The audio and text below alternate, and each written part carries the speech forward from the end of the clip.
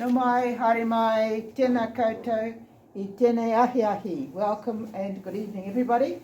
I'm going to do it as they do on the news. Right. The wearing of a mask is your choice while you're in here, and once you go outside, of course, it's your choice again. My name is Margaret, and it's my role as convener of the South Alive Housing Action Group to welcome you all this evening.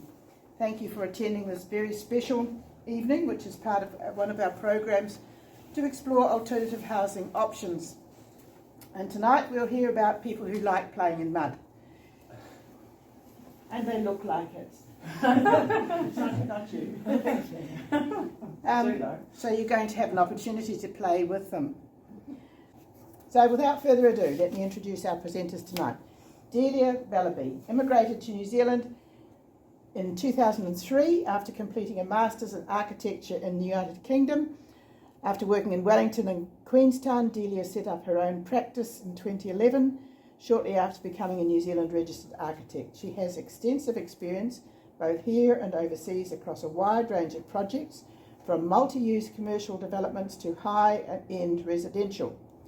Delia strongly believes that architecture has the ability to change society for the better, and her practice is increasingly focused on sustainable building practices, including low energy buildings and natural building techniques. To help improve the quality of the built environment, Delia is working with Fire RCE Otago Polytechnic, the Earth Building Association of New Zealand and Enviro Schools to develop educational modules in sustainable building with a focus on natural building. She's being a bit busy. This workshop is the first of these being run for the public, so you're very privileged. We should charge you really extra for this, although we should charge them consultation fees. Right, and then beside, next one we have Elizabeth Guthrie. She gained her first degree in environmental studies. I'm not making this up, am I? No, okay. Before discovering a passion for natural building which inspired her to architecture, graduating last year from ARA? What is it? Institute of Technology in Canterbury. Ah. It's called ARA, which means Pathways in Maori. Right. Thank you. Remember that, Pathways. Elizabeth now based in Manapuri. Everybody's based in Manapuri these days. My daughter's just left Manapuri. She probably made room for you.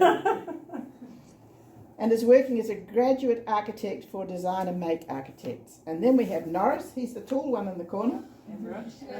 Everett. What did I say? Norris, that's his surname. That's Mr. Norris. Oh wow. Everett recently qualified as an LBP, that's a licensed building practitioner. I know that. And specialises in natural building methods, originally from Hamilton. Oh, we won't hold that against him. Everett has been building strawbale homes in the Hawke's Bay, that's a good place, for the last 2 years. I was born there. Everett is now based in Manapuri to work with Design and Make Architects on projects incorporating natural building materials. The test at 9:10 on everything I've just said. All right. Now I'm going to hand over to Delia, who's going to tell us what we're going to do. Thank you. Thank you, Margaret. Thank you. Hi, everybody. Right, so as Margaret mentioned, we are all of us are members of the Earth Building Association of New Zealand, or EBANZ, which is a great organisation. It's a network across New Zealand which incorporates engineers, builders, architects, designers, owner builders, and anyone that's interested in the idea of building with natural materials.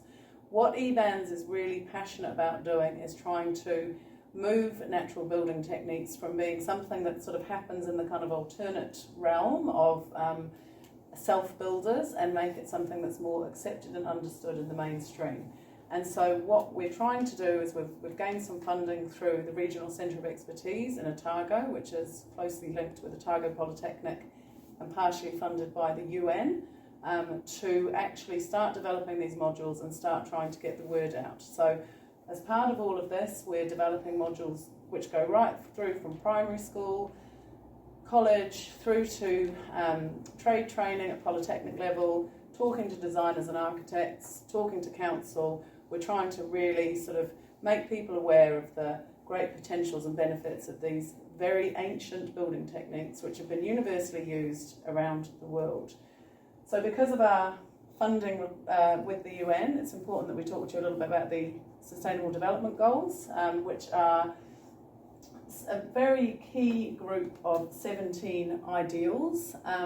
It is actually, they were agreed to by 193 countries in 2015, and it is the most inclusive and comprehensive group of documents that have been agreed to in the world ever. So it's something that is really important, and everything is very universally in terms of getting sort of equality and better living for everybody and better inclusivity for everybody. So they're generally things that most of us would think of as pretty reasonable things. So the ones that really relate to what we're working on are good health and well-being, quality education, if you're upside down, industry, innovation and infrastructure, sustainable cities and communities, responsible consumption and production, and climate action. Other ones include water quality, ending poverty, improved food. So there's lots of different aspects that are covered by the goals. And in recognising that even though these things are things that all of us as people generally agree are things that are the outcomes we want, we tend to disagree on how we get there, and we tend to have lots of other factors that get in the way in terms of how we get there. So everybody who's sort of signed up to this is recognising it's going to take quite a lot of imagination and quite a lot of adaptation and quite a lot of questioning of some sort of long-held sort of cultural and systematic beliefs that we might have in order to get us to the point that we need to be. So we're really trying to make sure that everybody starts thinking about these things and identify the things that are important to you, and that might be something that you can start sort of working on and thinking about.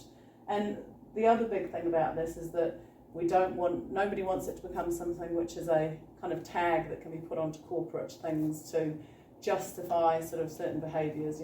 It's really something that is being quite well managed and observed and looked at to actually mean that there are outcomes. So it's very outcomes driven, which is great. So EBANS, the Regional Centre of Expertise in Otago, we're all sort of working together to implement education about these specific SDGs, and that's what this workshop is about. So the main event that we have coming up is actually the WOW Summit in Wanaka, which starts next Thursday, and that is a sort of sustainability conference that's been running in Wanaka for about 4 or 5 years now, and it has grown and grown every year. It covers a wide range of things from sort of well-being, mental health, making your own, simple things such as making your own clothes or growing your own vegetables, through to sort of quite big ideas about general master planning and innovation. A lot of the things that South Alive are doing with their sort of ideas about sustainable sort of presentations are very much in line with the things that happen at the WOW Summit. So next week we're going to be sort of running workshops with 6 different school groups and a few different adults and the public, and also sort of builders and architects. And in those workshops, because we're going to have quite large numbers, we are going to be splitting into 2 groups. So tonight, even though we're in quite a small group, we would like to follow that format, if you guys don't mind, because that's going to help us just prepare and practice what we need to do. So we're going to have half of you go and do the outside stuff first, which to be honest is the really fun stuff, and that's the bit that we're all going to enjoy doing the most. But the stuff that I'm going to talk to you about is going to be giving you the context of why those things are important and a bit more technical information. Like Everett and Lizzie have got a phenomenal amount of knowledge and passion about these things, and they're going to be giving you some of that information outside as well. But we're just going to be reinforcing the benefits of these very simple and historic building methods to show you how incredibly high-tech in terms of building science they actually are. So if you guys want to sort of figure out how you want to divvy up, the first group being outside. How many people are we in total? So,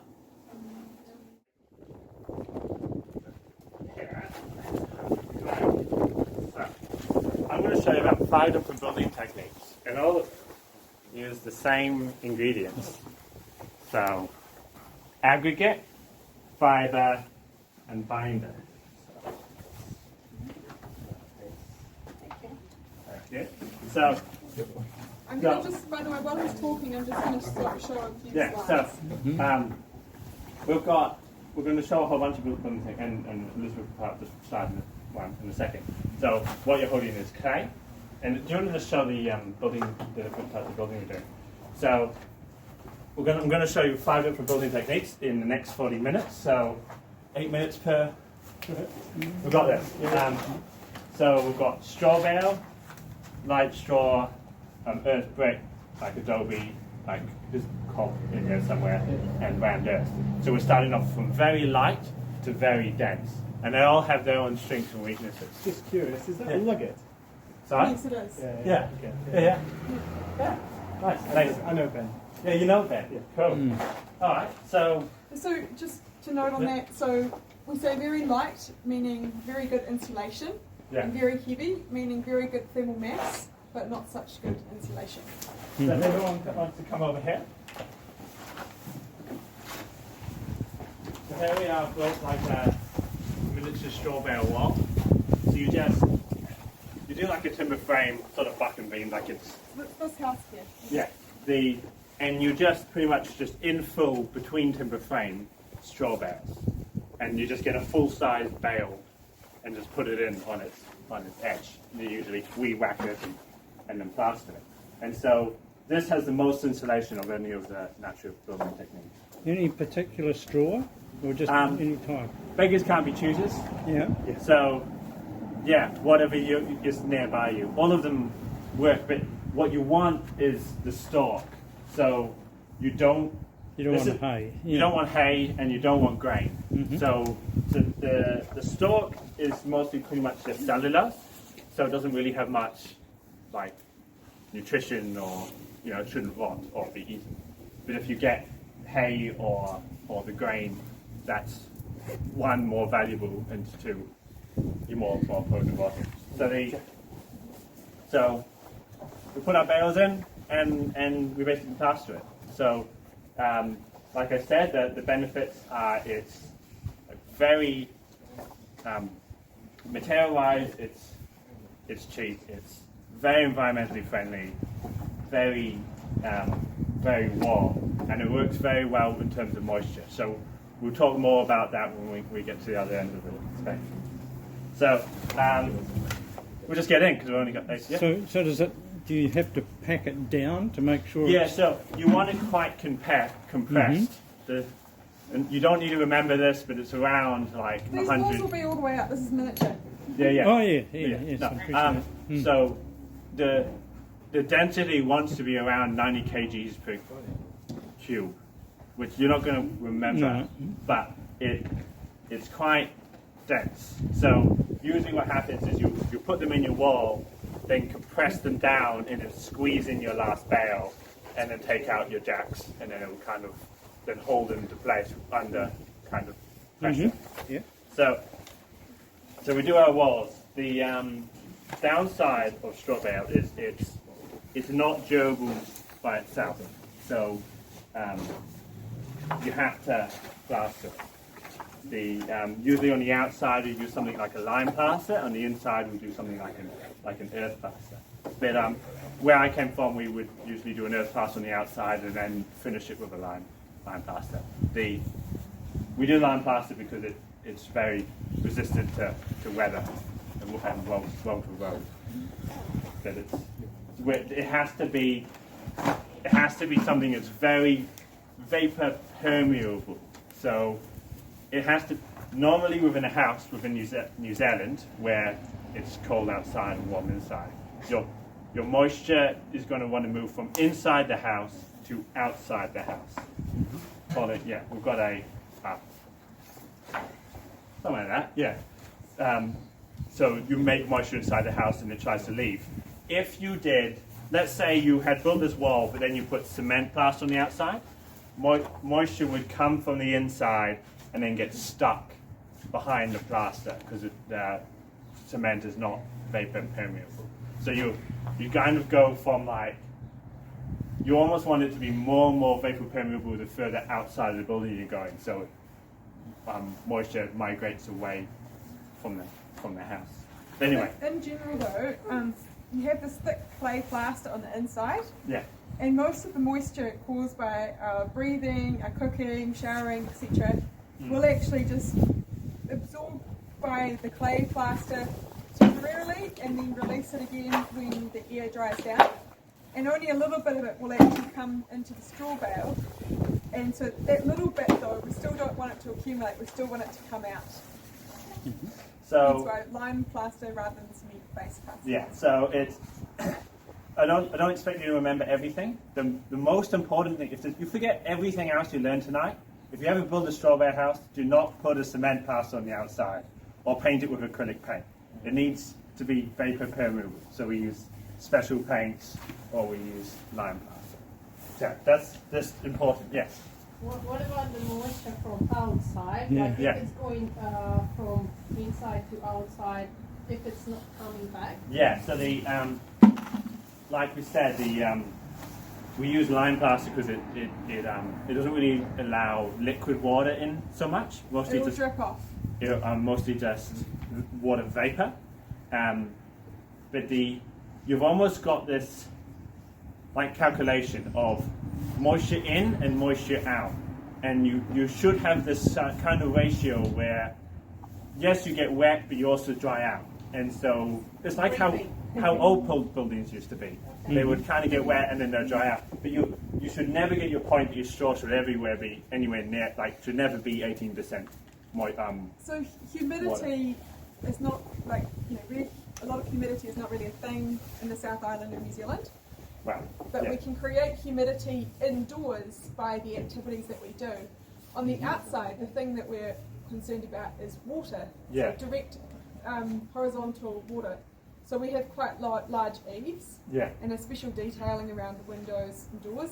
yeah, And then we have quite thick plaster so that any water that does come onto the plaster will just drip off and dry off. and if you're in an exposed place, you often do a silicate paint, so it's a special paint. Or if you're in a very exposed place, you would just put a cavity on and put cladding on to stop the plaster from ever getting wet. And So we sometimes see that, like in the West Coast and things like that. down at the foundation, all houses are lifted up off the ground, at least Yeah. 225 millimetres. Yeah. Yeah, so you don't have the plaster touching the ground or touching the earth or plants or anything. So yeah, it's all that thing. It's this constant game of just So- trying to be dry. You have, what do you have on the bottom then? Um, Obviously you don't have a gap. So what we've got is this would sit on some timber. Right. Timber piles or Timber with some concrete insulation buildings. between them to just lift them off the ground. Oh, I see. And So so- you do actually, you lift the whole building, so the floor is... You up could to do there. that. We also normally have like bottom plates, pieces of timber with some insulation between. Yeah. So if you have a flood, you're not wetting your straw bales. Yeah. So that you're only wetting the timber that's underneath it, and that should be fine. So usually for natural buildings, you either have a concrete rim foundation Right. or you have a timber suspended floor. Anything. Or, but actually pretty much any house. Anything, yeah. Any You just do building. whatever. Yeah. But you just don't want to be. You just don't want this wet. Yeah. Because if you leave it at 18% or more for a long period of time, it will just rot. So you can make it last hundreds of years, maybe thousands. Like there's some pretty old ones from Europe, but You'll but hear it's about all that in the other room. So you're saying? Just like for the outside, I've seen some people use oils and waxes to help seal the areas where it be more, will get the rain heavier. So there's a problem with that, is that the oils and waxes, they make it more weatherproof, but they kill the breathability of it. Yeah. And so you're going to have the same problem you have with cement. So if the most likely places to see oils and waxes will be in the bathroom, because you'll be sort of stopping to get into the wall, Yeah. but then it can still escape out of the building. But you wouldn't put it on the outside of the Yeah, wall. there's So that- There is one place that you will use oils and waxes though. what floors? Yeah, earthen Yeah. floors. Yeah, So- but I don't know, I was just seeing it like where areas like where it's most exposed, like Yeah. where the eaves don't actually cover most of it, so they just put a little bit of the, So was it lime plaster or was it it was like a lime plaster / earth plaster over it, like they put earth plaster, lime plaster, then they just put a bit of oil or wax over it. Okay, yeah, we don't No. recommend that. We would recommend something like a silicate paint. You're making a compromise between Yeah. weather tightness versus breathability. You can't you can't completely forget about one or the other. Okay, I'll move on. So we're gonna plaster this. If you're keen to get your hands dirty. So It's not compulsory, but it's great if you want to get involved. please do. So what I've got here is just a bit of clay. I've just wet it down. It's quite wet. When you want to plaster a wall, you can feel if you want. It's a bit like I haven't. We'll replace it. Yeah. If it's the clay with water, Yeah. yeah. Yeah. This is just clay and water mixed together.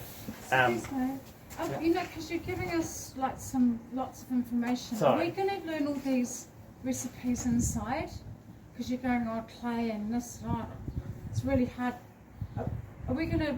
I'll give you some book suggestions. Oh, you want. right. You're not expected to remember all of I don't this. expect you to No, remember I'm just everything. wondering if we're going to. Will we get recipes and like? Because you say, oh, this is clay. Well, Where do you get the clay from? well, Okay, let's talk about that. Let's talk about that. okay. Because So, I've got some hay at home. I'm going home this so weekend to do I mean, the this. sand we dug out of the backyard, the clay came from Here we go. So with this plaster here, this plaster was made out of a combination of sand from our backyard and clay from, well, some of the Farm. clay was from a friend's place up in Alexandria, and the rest of the clay was from a farm 20 minutes down the road. So, I don't know. Wherever. So it's How much? How much sand to clay to water to? I'm going to do this first, Yeah. and then I'll get to the plaster, and then I'll talk about that, if you're happy to wait a little bit. So, sorry. Okay. So when we plaster this, what we normally do is, me in like a commercial environment, I pump it on, but you can just do it with your hand, is you want to almost smear the surface with clay. And so the reason you're doing this is, if I just, here's my plaster, if I just troweled that on, I would only really be touching the surface, where if I had like sprayed on, and then rubbed in with my hands, say into the surface, really well. This has been used earlier today, that's why you can see some clay slip already. You can see it taken off to reuse it. So imagine you'd sprayed the whole surface and you sort of pretty much just rubbed it in with your hands. Now when I plaster it, it's not like just the surface, it's sort of like impregnated into the wall, and so it will hold on much better and it's much less likely to delaminate or come off. And so it really doesn't take long when you're building, but it does make it stick on a lot better, and you do notice it when you're So this is just clay and water. That's just clay and So water. clay coming from beneath. So you've got the topsoil, which is where you can grow plants, and then below that is another kind of soil that doesn't have plants and fruits and things in it. But you can't find that everywhere. So you actually need to, talk to people, talk to farmers, and say, do you have some clay soil? Otherwise, they might just have sandy soil or silty soil. Or, Often the best is when you get a quarry, the clay isn't valuable to them, so they'll dig up the clay and dump it like sort of somewhere else and go for what they're after. Yeah. So that's a good way. I don't know. Everyone finds a sort. Yeah. It's no one But way. it might take you a week or two to find your materials before you build something. Yeah, it's very rare that you have everything on your property. You either need clay or you need sand. If you've got sandy soil, you need clay. If you've got clayey soil, you probably need sand. So But you can get the sand from like a landscape company or something. Yeah. So there's a And it's river sand rather than beach sand, right? Yes, that's correct. yeah. So you Fresh don't water want the sand wants to be quite coarse. The best is crushed sand, actually, Yeah. but it just doesn't want to be rounded edges. It's all about that keen in, sharp, like pull it in well. So there's my plaster. The consistency you're trying to aim for is to the point that you can do this with your trowel and it not fall off, but still kind of thin enough that it would be able to fling if you try. What the consistency I got to with a few trials for this is sort of 2.5 to 1. Actually, it might even be 3 to 1. 2.5 what? So 2.5 sand to 1 clay Right. in this. So this is reasonably sandy. That's by volume or by weight? By volume, not by weight. So just 1 bucket of 2.5 buckets of sand, one bucket of clay. But you have to do test trials because it changes every single time with your sand, with your clay. So if your clay is very clayey, then you want more sand. If your sand is very silty and not very clay, if your clay is not very clay, you get something you think it's clay, and a lot of it can be silt, so it doesn't bind and stick well, and so it just takes trial and error. You basically just have to make test samples and see. You get one of the books. I've got a question then. So if your clay was very pure, what would be the ratio? It'll probably should be 2 and you would want. That's a good question. I best say I have to get my textbook because it would depend on if I could get fines or not, because this is way too technical and you would never bother. You asked me a technical question, I'll tell you what I would do, but this is not important for you. So what I'm thinking about is I want to fill all the voids of it, right? So if I've got my sand, every piece of void needs to be filled with clay or something. But the optimum is not all of that with clay. The optimum in terms of strength, the optimum would be slightly less of clay and more very fine, because your fine sand. Yeah. So you wouldn't go and get potter's clay. Right. You would prefer to get the clay. Yeah, but I say that, but like there's another argument of that hygroscopic nature, the absorbing of moisture and releasing it is better with the higher clay. So it depends on what I was trying to do. If I was trying to make something really strong, I would be looking for I would almost get 2 different sands, 1 coarse sand and 1 fine sand, and add a little bit of the fine sand to the mix. But this is going way too technical. You don't need to worry that much. You just make samples, and then it will be like be too dusty, which case there's not enough clay, or will crack, which case there's too much clay. And you just keep on modifying your formula until you find one that seems strong. That's a good answer. So I'm getting. You don't need to know all these technical stuff. You just need to know. But it's a good point. Like if these people are going to go home and do it in the weekend, they need to know what to look for. Yeah. And the first thing is to do samples and to try slightly different ratios. And then find something that doesn't crack. Versus something that doesn't. There's no perfect. There's no perfect recipe because it changes. It's just the recipe that works for whatever your mix is. So we normally, when we test out new plasters, we'll make 7 different samples, and around where we think it's going to be, and then it'll be sort of, because we've done it a few times, it'll be in the middle. But yeah, it's worth doing. All right, we're going to get you now to come and put some on. So just so first volunteer. Come in. Sure. So you're basically. I'm just going easy on you. You're just going to put it in, and you're just going to something out of that.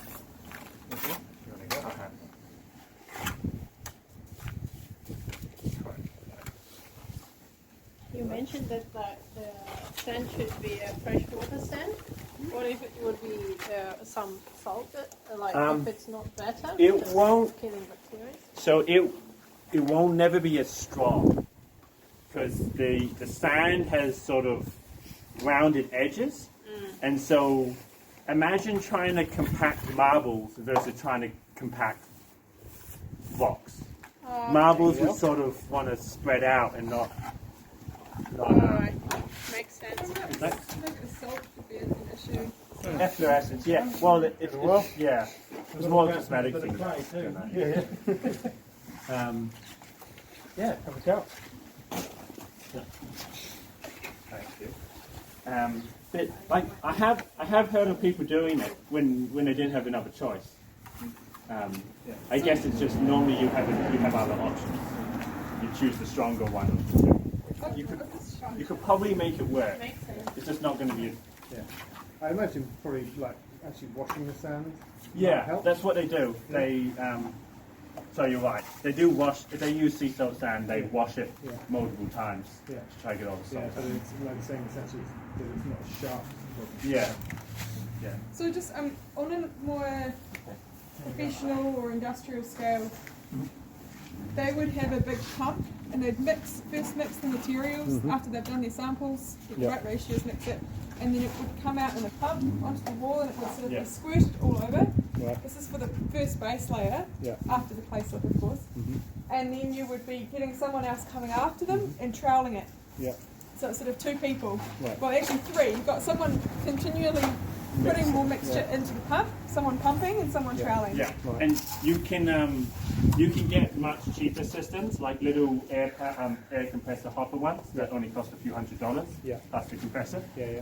And they're like half the speed, but if you're doing one house or something, you know, it's fine. Yeah. If you're just doing a shed, just do everything by hand. Or even just doing one house. Like you need, it takes quite a few houses to justify the cost of a pump. Yeah, it goes from like $300 for a small thing to like 20 grand quickly. Right. So in between.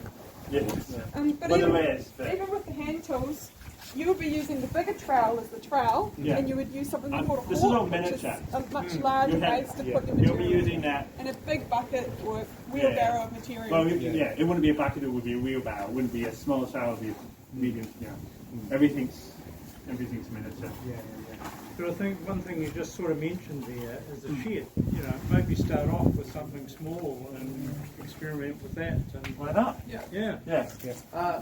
Yes. Can you Gareth? Use, Gareth, yeah. Yeah. Can you use like a concrete mixer to mix in the coal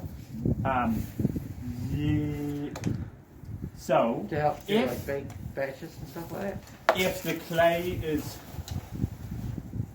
if I had one on site, I would use it, but you can't. The concrete mixers aren't good at breaking up clay. So if I've got a hunk of clay and I put it into a concrete mixer, it will stay a lump of clay and it won't break up. So usually you have. I don't have it with me because I'm doing such a small amount, but you can get like this, but you can get like a Like a stirrer. like a stirrer. You can buy like $150 one. Like you could buy a $150 one and mix that in buckets or wheelbarrows. Anybody else want to go? Use your cake mix. Yeah, something like that. It wants to be a paddle mixer, something that can take the clay. So And mix it into the sand. So you could use something like that, mix up the clay, and then use a concrete mixer to mix your Final batch. your final everything together. But or you could just do everything with whatever you've got. I mean, I've got books which tell you how to do it with tarps and with rakes and stuff. So you can, you know, how was it? Who was it before? Your family did it with a cow, right? Yeah, just a cow tied onto a rope that just went round and round the circle of the trench Yeah. and just mud and straw and chaff and Yeah. on and of myself, my great-grandparents were very good mud brick builders, apparently. Oh, wow. So their brick building stayed up for about 105, 110 years. So, you know, It's quite populated. Sweet. Well, how are you doing for time? there were no trees, so they had to... So Everett, do you just do one layer, or is that going to be the finish? We'll do 3 layers. 3 layers. 3 layers. It ends up being quite thick. The final layer is a little bit finer and is really beautifully troweled. So you ask like why do 3 layers? It's because drying times. Like you're way better off doing 3 thinner layers than you are doing 2 thicker layers. Yeah. Like if And you fall off if you do it too thick all at once. the other thing is if you want a really nice surface, the way you do is you build up you do one coat, try flatten the wall, another coat to build it out, and your finished coat is really thin. And you do with very fine sand that you've sieved, and you can end up with a very smooth, like nice surface if you do it that way. So, yeah. Can it be painted on top when it's already done? Not with acrylic paint. So, No, I mean like water, Silicate. something like yeah, or you could use milk paint, like tasting paint, or even just clay paint, which is just clay and chalk. Yeah, there's a bunch of different paints. Yes. There's use like lime wash, right? So, good pigment. You could do, yeah. If you wanted it really, what sometimes people do is they would get line to make a very white color, and then I'll pigment it, and so they can paint with that if you want. Yes. Yeah. What if you want? Yeah. What if, it's just a crazy idea. Yeah. Like, because it's very fragile for the moisture, I understand this would be very similar to the brick if put it in the oven. I mean, like, not open a fire, but take this big one, covered with the clay. What if put it in the, like, to bake it?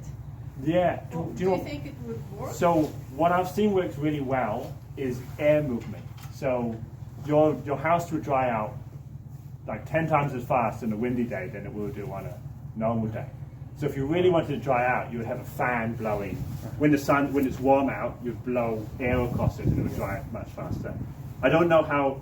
I imagine it would get quite expensive. Your electricity bill would be quite expensive if you were trying to cook your walls.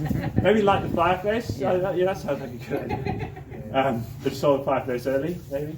I've seen some people use the diesel heaters and stuff like that in string cases. Oh wow! Yeah, when you really need to get it done. Oh yeah. Fortunately, we've never been in that position where we've needed to get it done that fast. But yeah, I suppose you could. Are you kind of losing a little bit of your like green credentials of like? Yes. All environment friendly. Just use the diesel. Yeah. I'm going to show you just a few architecture details before we go to another building system. Yeah. So this is showing if you were to kind of cut through the building and you imagine there is a window here, and so it's showing the top. That's the cross section, and so we prefer to put the window not on the outside like most buildings, but sort of more centered in line with where the heat. So least thermal bridging. Yeah, least thermal bridging. Yeah. But I'll just show you. This is in the Earth Building Standards. We have a Earth Building Standard in New Zealand called NZS 4299 2020. So just last year it was updated. Before that it was 20 years old or so. And this is the first time they've included strawbale details. Before that they just did rammed earth and cob and earth bricks, which we're going to show you in a minute. So we probably will come back to these at the end with more questions. And then straw clay, which Rick's about to get to, I'll show you these details again then. So let's do straw clay. Warmer place. Thank you so much.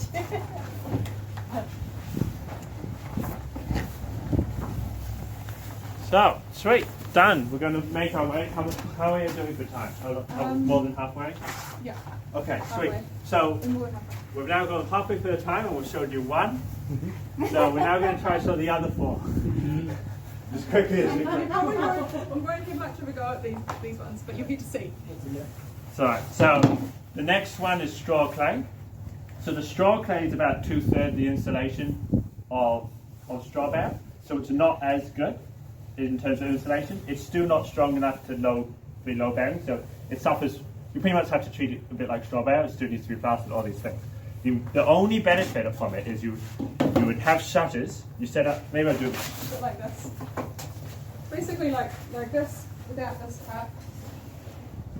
You have a frame, and then you have shutters on either side, and you move those shutters up once you pack the material in.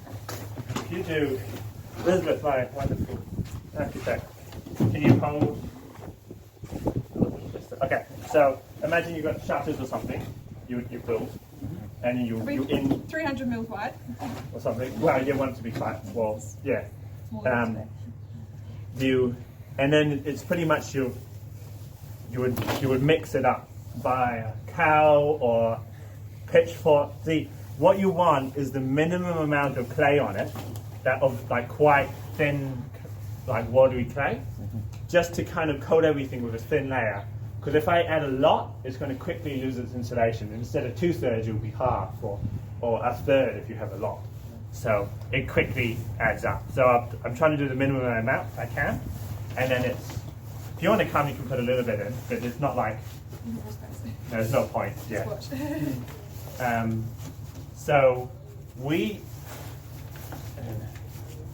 So imagine Ness but in a much bigger scale, and then you pull them away, and they'll sort of keep their shape. Especially once it's dry, it sets off quite hard. and it still needs to be plastered, but it will sort of, whatever shape you made it into, a curve or whatever, it will keep that shape. And so we do this when the straw bale is much faster than this, but it's very good at, as long as what you're trying to do is straw bale shaped. So if you're trying to do something that's like a straw bale or half straw bale or something around there, Big long wall. then it works really well. If you're going like curves, or you've got all these like beams and like you're going through a truss or something, like when things start getting complicated, it gets quite difficult. So this sort of just doesn't matter what you're doing, you'll just go in and around and surround. Another benefit of this is you can have the thicker insulation on your external walls, and then this can be used for your internal walls to create a sound buffer. Yeah. So If you don't want the timber, and then you put that in between Yeah. the plaster the walls. you could use So you can use them for little 90mm walls like this actually.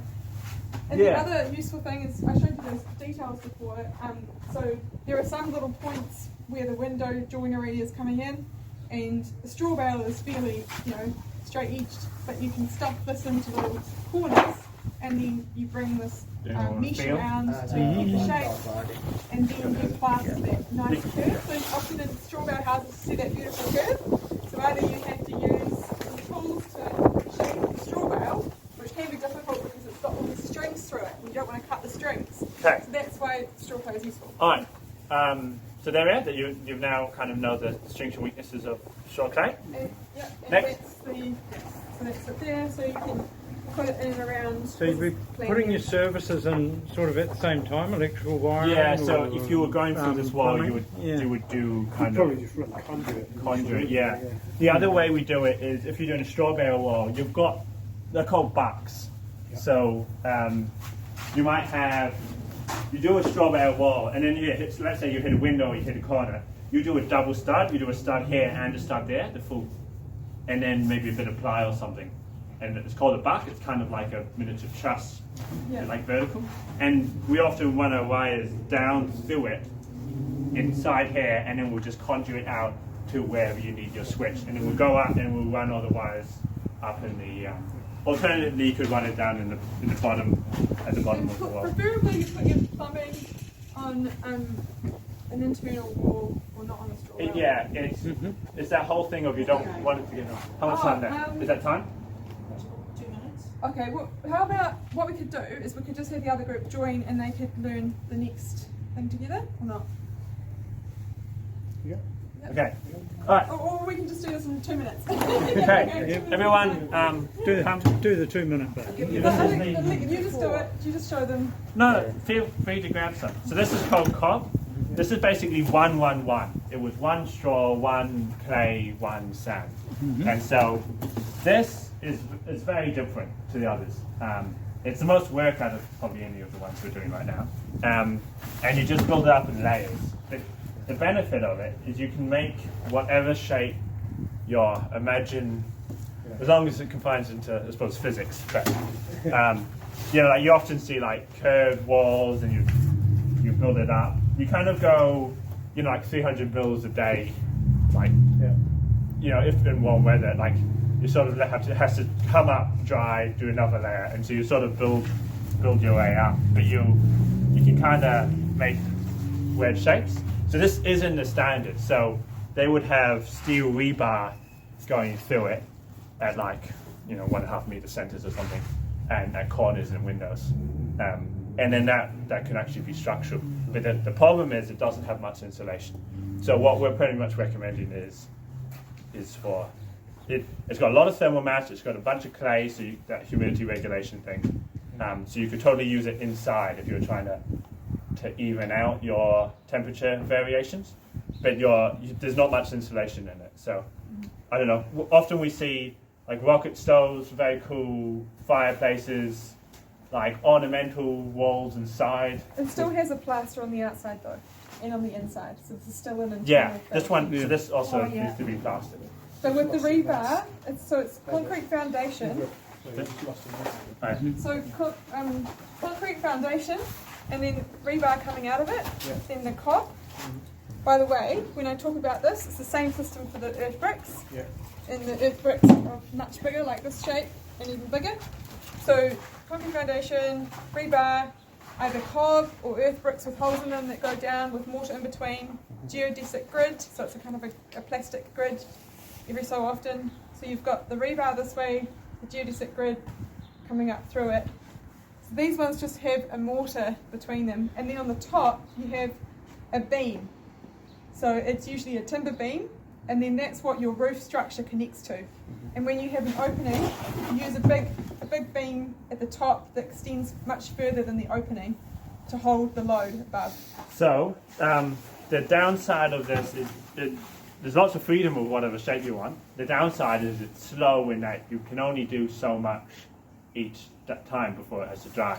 The way around it is pretty much make a similar mix or even a denser mix and dry it in molds like brick shapes. So imagine you could dry a whole bunch like this, and then you could just build up a veneer wall similar to bricks inside. This would take a few weeks to dry, and you'd need to do it either in a covered area or in a place like Nelson.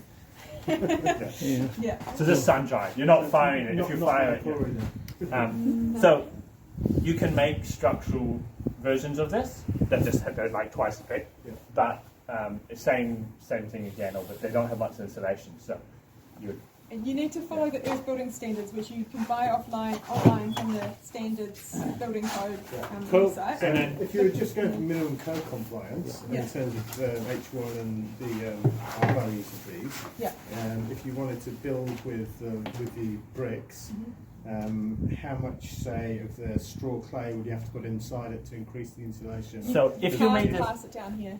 if you made this very according to code, masonry buildings, so this is very weird. They don't make a big difference between Invercargill and like Auckland. Like there's only like 0.1 R difference, right? So if I was in Auckland, right? If this was quite fluffy, so a lot more straw. It's bigger, 300 mils wide. 300 mils deep, and it was very fluffy. So still a brick that this would all look more like straw clay brick. Yeah, sort of thing. yeah. It wouldn't be load bearing. No, It wouldn't. It could be about R1.4, and that would be reaching the code because thermal mass buildings don't need as high R value to reach the code. Yeah. But that might be legal down here, but that's Cold. That's very much relying on thermal mass. And the great thing about thermal mass is it averages your temperature. So if it's 40 degrees in the day and 0 degrees at night, then the average is 20. Yeah. So that's perfect, right? But if it's like, winter in Invercargill, your average is going to be like 14, 7 to 8, yeah, and that's not going to be so great. Yeah. So it's really good at averaging, and that can be a great thing. But you also need insulation as well. So can you like make it more thicker, the walls? Yes. To compensate?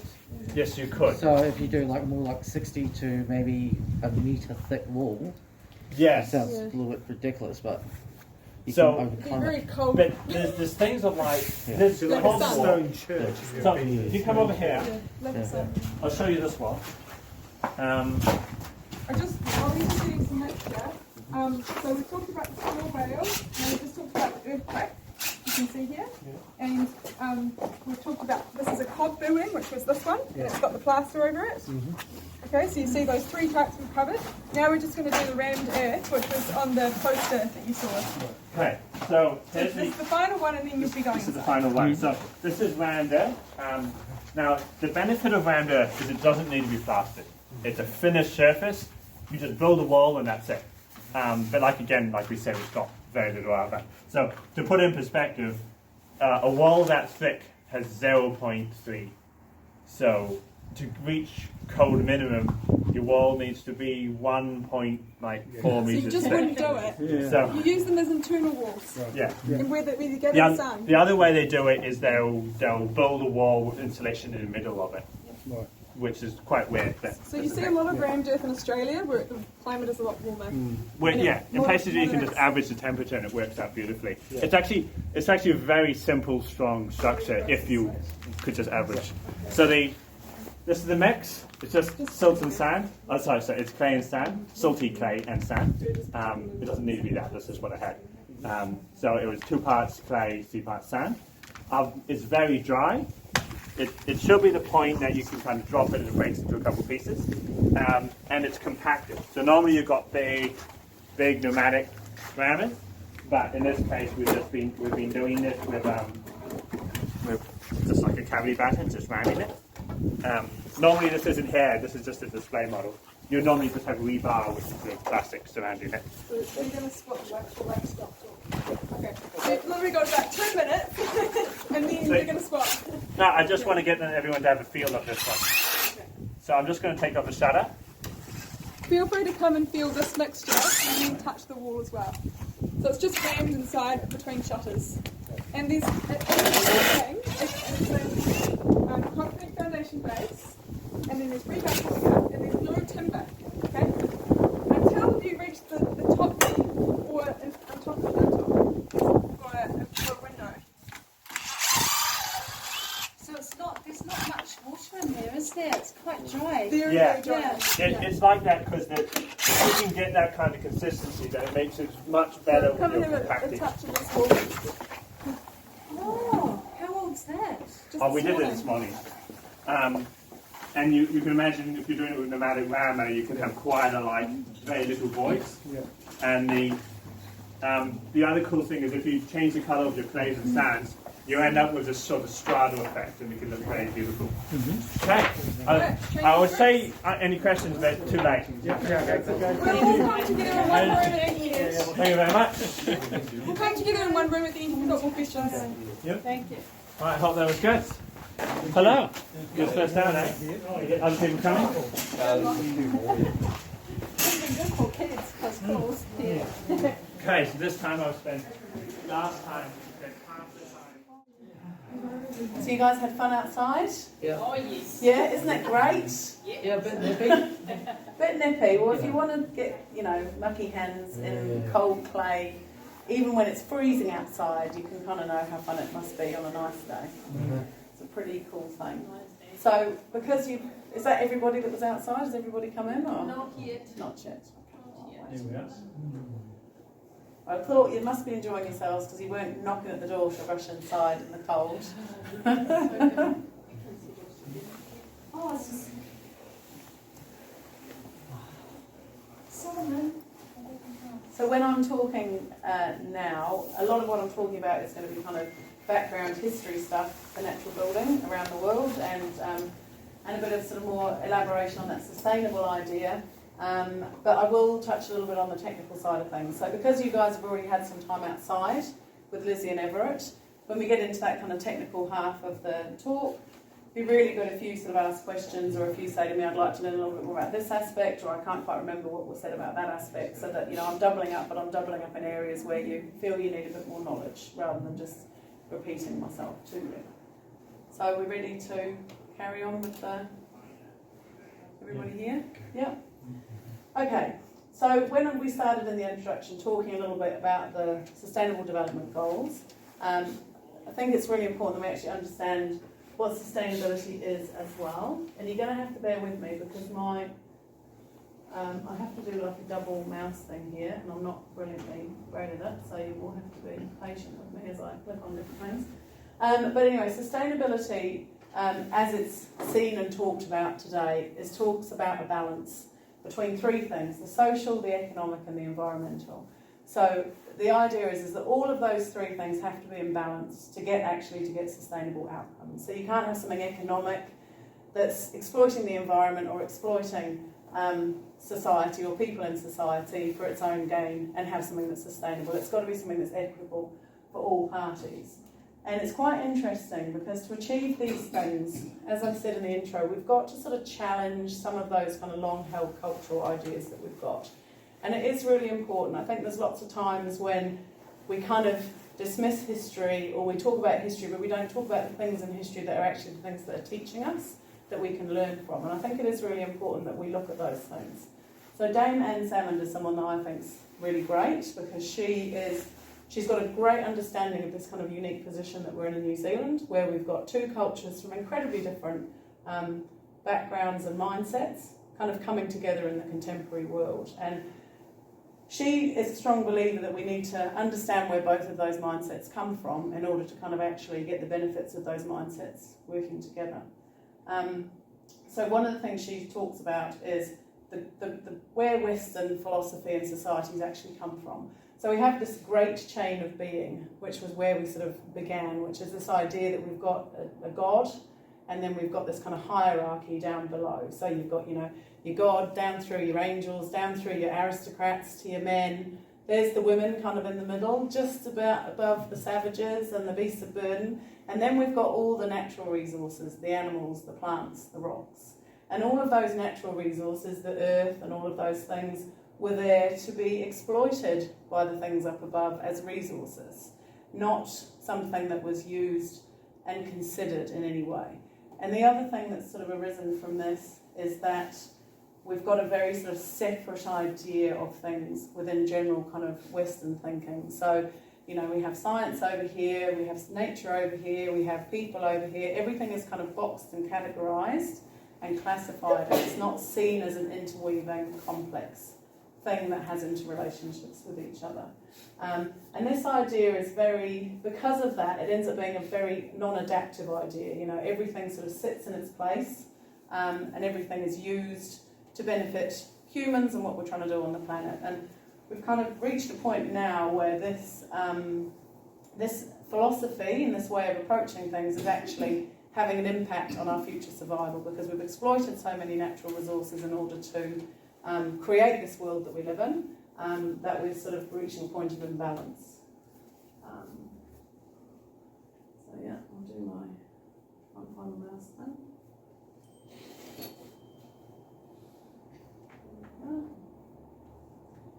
So, as I said, because in New Zealand we're actually in a really unique position. Like, lots of us have evolved, we've all sort of come from civilizations and cultures that had a lot of connectedness to nature, but we've kind of developed and civilised away from that position. So we're kind of in a unique opportunity in New Zealand whereby we've got two cultures kind of living side by side. So this is a diagram that was developed by a weaver, Des Cooper, who lives in Manapori, and he's just been helping us. He's been involved in a lot of the workshops we've done with schools, just trying to get the children to actually understand some of these ideas that we're talking about. So what he's been talking to us about is the idea of, from Mataranga Māori, which is Te Whare Tapa Whā, which is that we have 4 or possibly even 5 threads which are absolutely essential, that have to be in balance together. So our sustainable diagram had 3, and this has 4 to 5. So the top one is, well, not top, none of them are top, they're all equally in line, but the one on the top on our diagram is Taha Tinana, which is the physical realm. So that's what we would see as the environment, the things that are immediately around us. Taha Hinanago Garo is the mind, so that's collective knowledge, it's your mind and well-being as an individual, and it's everything within that. Taha Wairua, which is the spiritual cosmological, the overarching kind of idea that you identify with in terms of your cultural ideas, but also the universe itself and what that imposes on us, and how we must think about that and respect that. And then Taha Whānau, which is your personal relationships with your family, your wider community, and within your culture, and how you identify within your culture. The other sort of 5th thread, which can be talked about and is often talked about within this way of thinking, is whenua, which is your roots, it's the land, it's the actual place that you come from. And so all of those things, from the very outer edges of the universe to the way that you think yourself, to the relationships you have with people, are all critically important, and they all have to be in balance for things to work. So I think we're in a unique position whereby we can really start to understand how important these complex relationships are, and we can actually start to apply some of this philosophy with our own philosophy and cultural backgrounds to get to a place which is more balanced. Now, why am I sort of waffling on about all this when we're talking about sustainable building? Well, building is a massive factor in climate change. So 40% of global carbon emissions come from building. Over 40% of landfill in New Zealand, in some regions it's closer to 80%, comes from buildings. In the world, we've got 255 billion metre squares of buildings in existence, but we're still building the equivalent of the city of Paris every week in the world. Okay, so the population's rising, yet we've still got a housing crisis and a shortage, and yet we're building this much real estate all the time. So we really need to think about what we're building buildings for, how adaptive buildings are over time, so then they can be used for different purposes, what goes into those buildings and the impact of the things that goes into those buildings, and what happens to those buildings at the end of their life. So as an architect, I think there's a great responsibility to actually be questioning those things when you put something to be built on the earth. What is unsustainable about the way that commercial buildings are made? We're going to talk about that. You'll get a bit more understanding about that. So at the moment, the Royal Institute of Architects, RIBA in the UK, has just released a Built for the Environment report. And so here I'm saying, as an architect, I've got a responsibility, but they're saying that everybody, design teams, contractors, investors, developers, educators, regulators, building unit users, we've all got a responsibility to actually change what we're doing if we're going to make a difference. They're acknowledging that the way that we're constructing in the world has to change because we are having a massive, massive impact. So, to start to give you a bit of an answer to your question, one of the first things and to think about is the life cycle of everything that we use within a building. So, the life cycle thinks about the building from the very moment it becomes a resource, so where it actually originates from, so whether that be oil that comes out of the ground or a tree that grows in the wood, that's where your resource comes from. To then take that raw resource and make it into something that we can use, it's processed and manufactured. So obviously throughout that process of manufacture, there is a lot of energy expelled, there's waste made, there's factors that go with any material, that's what happens. Then that material is then distributed. So usually, especially in New Zealand, it's coming from other parts of the world, so it's coming and from a long distance away. Then it's installed, and there's quite often a lot of energy and machinery involved in that installation. The building's used, and then it has to be dismantled at some stage. So here's some stuff. This is some stuff we've been doing with primary school kids, and just getting them to have a bit of a look at, different things for different materials to get their heads around how things work. So, here we've got concrete. So there's a lot of energy required to sort of extract the material for concrete. A lot of kind of processes required. Then it's got to go through cement in particular. Then it's got to go through to become a sort of slurry. So it's in a concrete truck. Oh, there's a concrete truck there. So that's the thing that we see. But all of this stuff in the manufacturing and processing is huge in terms of energy. Then it's made into its material, which is used in the building. When that material gets knocked down, we've got that concrete rubble, and sometimes that concrete rubble is kind of put back into maybe hard fill under buildings or under roads. A lot of the time it just sort of goes into a dump and lies around, and it takes about 50 million years for something like that to break down to be a pebble on the beach. So, when we're thinking about those materials, we've got to think about how much energy is required to actually make that material, how much energy is required to put that material where we want it to be, what benefits do we get from that material when it's being used? Like, are we using it in the right places so that it's really giving us the maximum benefits for all these other things that it's doing? What happens to it when it's finished? So we need to think about that for everything we put into buildings. So I'm not saying concrete is the big bad wolf and we shouldn't put it anywhere, because it's a very durable material and it's an incredibly strong material. Makes a lot of sense to use it where it needs to be used. But building entire buildings over concrete when we don't need to, we've got to see the impact of doing that. Compare that to, so there's a few other materials on the table you can look at, but compare that to something like straw or timber. It's the same. It's a natural product, so it grows. As it grows, it's actually holding carbon. So it is not creating carbon. Every part of the concrete process is creating carbon. Trees grow, straw grows, it holds carbon sequestering. There's a bit of energy produced when it's harvested, but actually straw is a waste product. So it is the stalk from any grain, so barley, wheat, oats down here, there's a lot of oats grown down here, rice, a lot of, more in Asia, but it's the waste stalk, the grain is taken away, the waste stalk stays in the ground as the stubble. 9 times out of 10 what happens to straw now is it's burnt. So they set fire to the paddocks. That puts a little bit of carbon back into the soil. They put in with their fertilisers, mix it up, but most of it is released into the atmosphere.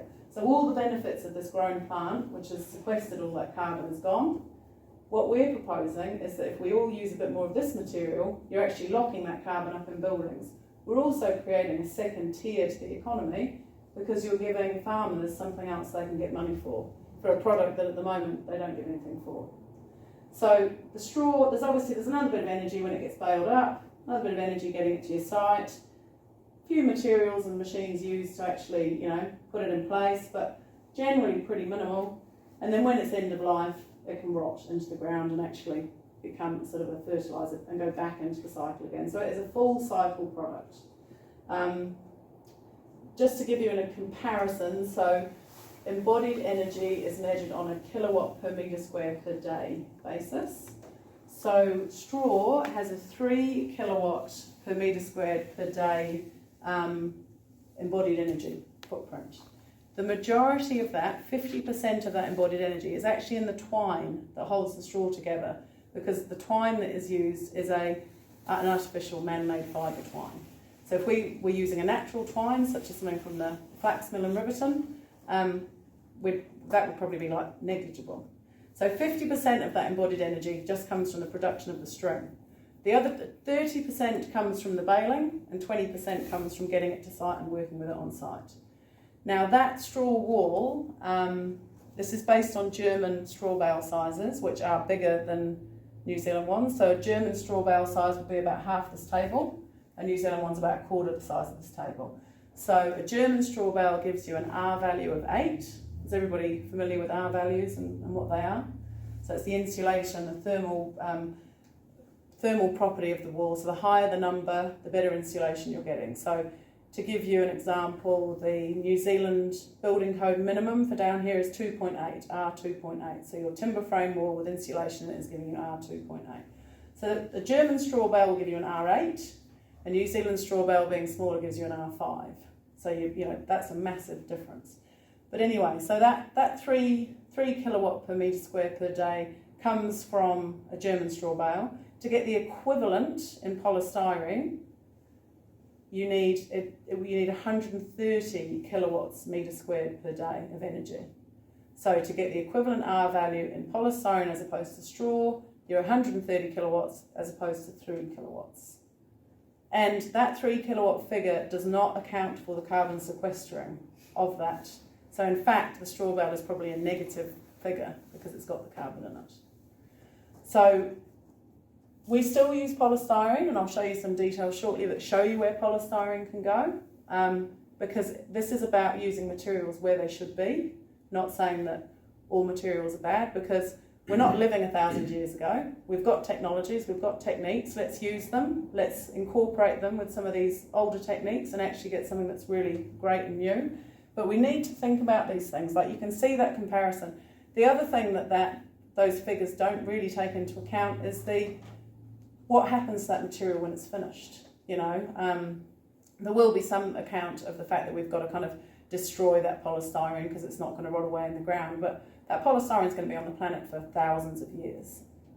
It's not going to go back into the cycle, it's going to sit in the environment and it's going to cause damage in the environment. All these materials that are incredibly durable, it's great that they're durable in terms of low maintenance buildings, but they're going to be there for way longer than we are because of that. So we need to sort of have that balance of where we need the durable material.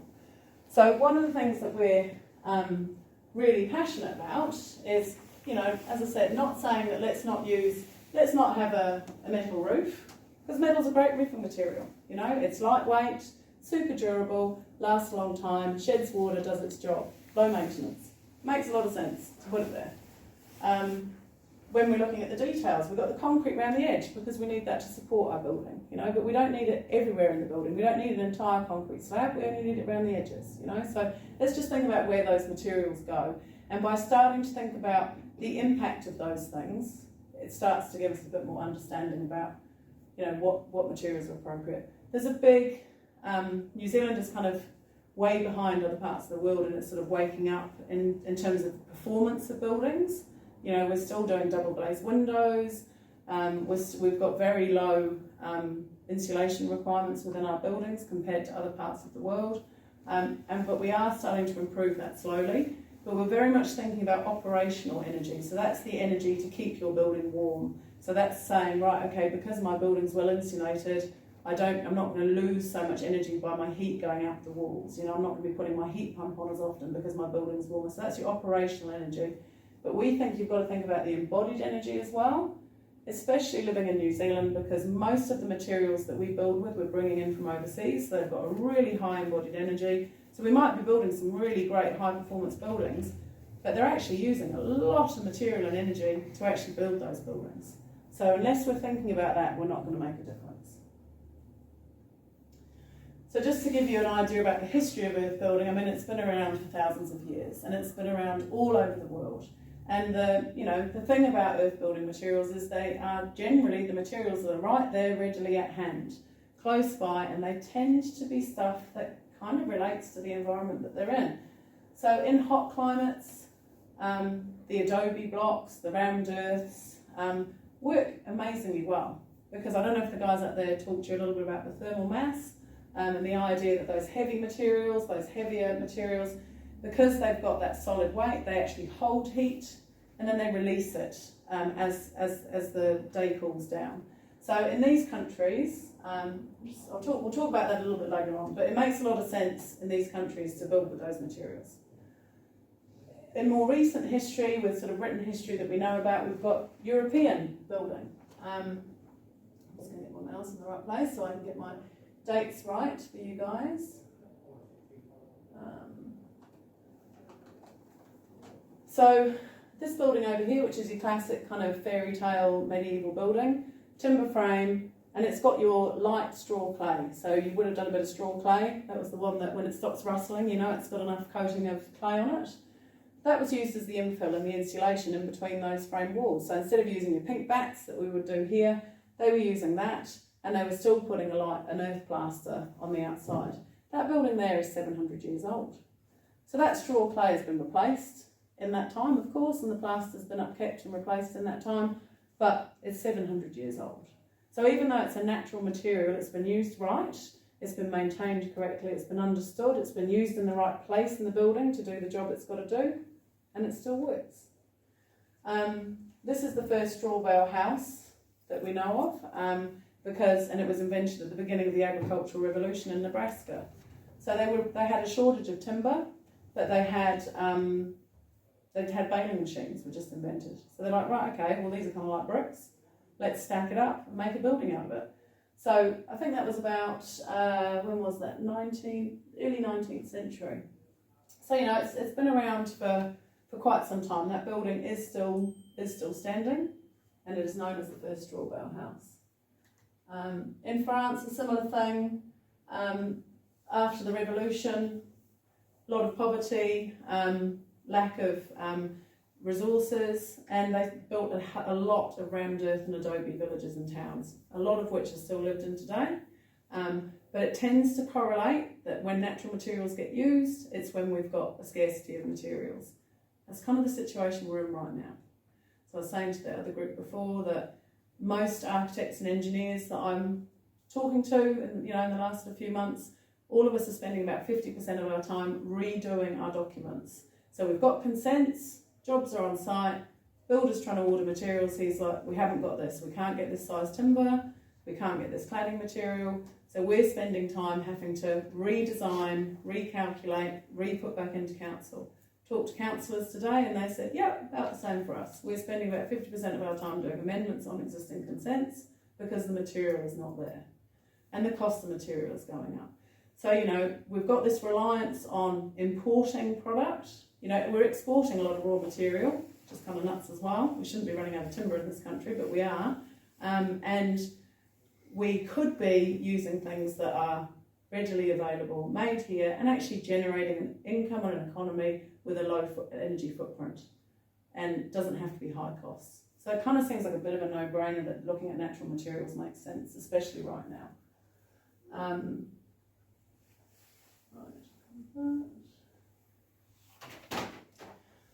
And the Māori, of course, just like all civilisations and all peoples around the world, use local materials readily available at hand. So timber, raupo, flax, cabbage tree leaves, toy stalks, all of those things went into buildings, and they were used in the appropriate places. The knowledge that the Māori had about where those materials went and how they were put together was quite phenomenal. So this is a raupo whare here. Manuka stakes generally, and then raupo lean over in the direction required to shed the water, and flax fibres used to tie things together. These are probably toy stalks, which is what they put in tuk-tuk panels and meeting houses and things now. So, you know, they're giving you structure and watershed. The walled roundhouse is really interesting because that's actually got a double wall skin, so you can see they've got two layers of the kind of struts and structure. That inside layer has more of a moss or a fern, depending on what was available, and that was their kind of insulating layer inside. The outside was the raupo or the cabbage tree leaves again, that did the watershed. So they understood the principle of needing, you know, a skin that deals with moisture and a skin that provides you with thermal comfort. So, you know, very interesting. Obviously, these kind of buildings, not many examples of them sitting around the place because, you know, they were exposed to the elements and they were built very simply with materials that were there. But we have got a lot of evidence, particularly in Otago, of when the first settlers came and how much they were assisted and taught by the Māori to use the local natural materials.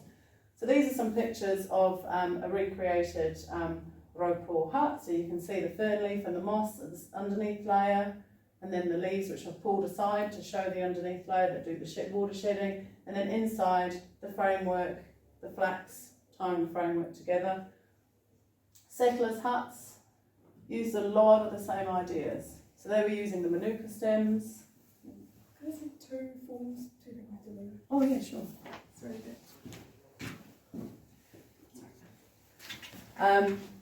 so the same ideas were being used. So this is generally, the early settlers were using a lot of earth and material because that was something they'd been using over in Europe before they came over. So they kind of introduced earthen materials to the Māori, and the Māori were teaching them about the right materials and how to weave them together to do the roofing and the watershed. So it was quite an interesting relationship as things sort of developed. And there was some back and forth in the other direction as well. European architecture was mostly taken on initially in meeting houses and sort of developed that style, but also had an impact on whares as well. So this is a Stewart Island cottage whare, so it's definitely got that kind of colonial weatherboard general base, but still we've got the raupo, the thatch, and the manuka and the flax tying on the roof. And these are some other examples of the modified whare, you know. So you can see that there's kind of a merging of the cultures going on and a learning about the materials and where to put things and actually taking the best of both of those things and putting them together. And that's something that I think, you know, we need to keep thinking about and learning from. So now we're moving into the area where we can talk about some of the stuff that you guys did outside. So was there a particular area for anybody that they thought, I'm really interested in this particular building technique, or I didn't quite understand what they were saying about something? Is there anything that anybody wants to put forward? The first one that is it Elliot? Everett, yeah. Everett. It's a big one. Yeah. And it's within a wooden structure. Was it straw? Did it look like straw inside? It's got yeah. Straw. Yeah. So can it be bigger than that? Of course it can. Yeah. So that's two bales that are put in together. So all of those wall panels, we've made them so we can fit them in a trailer and carry them around. So straw bale buildings. We'll skip through to straw bale. So this is a straw bale house, so it's 2-storey. But over in Europe and America, there are actually university buildings built out of straw. There's townhouses that are 3 stories tall, built out of straw. So it can be used for lots of different things, particularly because, as Everett was talking to you outside, the heavy materials, so those ones that were used in Africa, the earths, they're structural materials. The straws, we're not using that for the actual structure. It's more of an infill to give us the insulation and the solidity in the walls. So we can kind of do whatever we want with it because we can make a structure that's supported. So you can kind of go as big as you want to go with a straw bale building, as long as you put it together in the right way. Yeah? That's something. So we'll talk about this. So these guys would have touched on it outside, but we've got the lighter ones, which is the straw bale. So that's the stuff that's got more binder, and so it's got more of that cellulose, which was that. So we've got those three materials, remember? We've got the straw, or it could be hemp, but we were sort of focusing on straw, but some kind of binder, bulking material. You've got your binder, which is your clays, which is those, all those sort of lovely squidgy things you were feeling. And then there's a sand or a gravel, an aggregate of some kind. Now, all of the mixes you were working with Everett would have had the sand and the clay already combined. He probably gave you a bit of the potter's clay, did he? Just the solid clay, and you felt how sticky that was and how that was different to the other stuff. So basically, and I'm sure he talked to you about the different testings and things, didn't he, to see what the clay needs to be like. So it's about getting those balances right of those materials to get the right consistencies. But all of those techniques use these three materials, and they use them in different ratios. So this one, the straw, is using, the majority of it is straw. The majority of it is the full straw bale, but it has that clay plaster on the outsides. And the straw has to be fully encapsulated in that clay plaster, otherwise it will rot, because it's going to get moisture on it. So if you fully encapsulate it in plaster, it can last for 700 years, but you've got to maintain that encapsulation. The light straw earth was the stuff that actually got rustling, that was in that German building. The adobe was the earth blocks, and that's mostly clay with a little bit of straw, and then through to the round earth, and if you remember, that was really crumbly. So it's a very dry, mostly dry clay mix, not much water, a little bit of sand, no straw at all. So as you change through those ratios of the different materials, when you've got more of the binder, more of the straw, you've got an increased R value. So it's got better thermal performance, but it's got a decreased mass, so it's not going to work as well as a thermal mass, and it's got decreased structural strength as well. As you move this way, your thermal mass increases, your structural strength increases, but your R value decreases. So that round earth wall has probably got an R value of 0.25. So remember I said you need 2.8 for a compliant wall? This has got 5. So you can see how radical that difference is from one end to the other. So these walls here, whilst they're beautiful, not going to keep you warm on a house anywhere in New Zealand really. So we have to use them in the right places. So one thing that we're proposing is, because we still think these are amazing materials and amazing walls, is that you actually use those for thermal mass within your building. So thermal mass is a passive way of heating your building. So it takes the sun's warmth and energy. Concrete slab will do the same, absolutely. Takes the sun's energy during the day, holds it so you don't overheat. As things cool down at night time, it releases that heat. So here's your sort of temperature fluctuation from outside, hot and then cold. The red one is what's happening inside with your thermal mass. It's kind of mediating it to be a comfortable temperature. So that's why those earth buildings work really well in hot climates that have cold night times, because they do this. They make them comfortable the whole way through. So you can get the same effect by using a heavyweight natural material inside your building. You can get the same effect from concrete, absolutely, but you're not going to get those other benefits of reduced embodied energy and things. You're also not going to get this benefit. And this is something that most people don't really understand or know about, and that's the ability for natural materials to do humidity control. So obviously living generates a lot of moisture. We breathe, we cook, we have showers, there's moisture in the air. You know yourself, you get condensation on your cold points. A lot of the issues we have in buildings are because we've got areas where we've got colder points in buildings, and that's where mould builds up, that's where moisture goes, and that's why we have a lot of problems in buildings. Clay is hygroscopic, so clay actually, the molecules of clay hold moisture and release moisture. So if you've got something that's clay in not fired clay, so your cups and saucers aren't going to do it because they've been fired, but if you had a ball of clay inside, you would see that it will expand and change colour if there's moisture in the air, and it will shrink and get lighter if there's not moisture, if the air is dry, because it will draw the moisture in and it will put the moisture out. So you'll actually see that happen to the clay. So that means that, so these numbers here are showing you how much moisture buffering you get from different materials. So this is for plasterboard on a wall.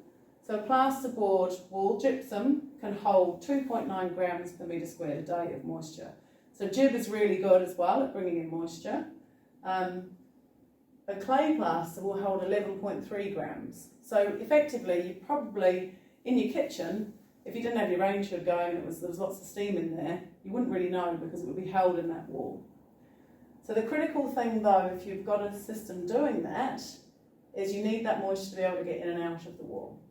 So one of the things that happens a lot in conventional building, but can happen if you don't have the right wall makeup in natural building, is that moisture comes in and some of it comes back out, but it can, if it doesn't have a means of getting out on the outside, so if you put cement, instead of all that clay plaster that Everett was showing you to put on the outside of the straw, if you put cement there instead, the moisture wouldn't be able to get out. So it would go into the wall and it would stay there and it would rot the inside of the wall.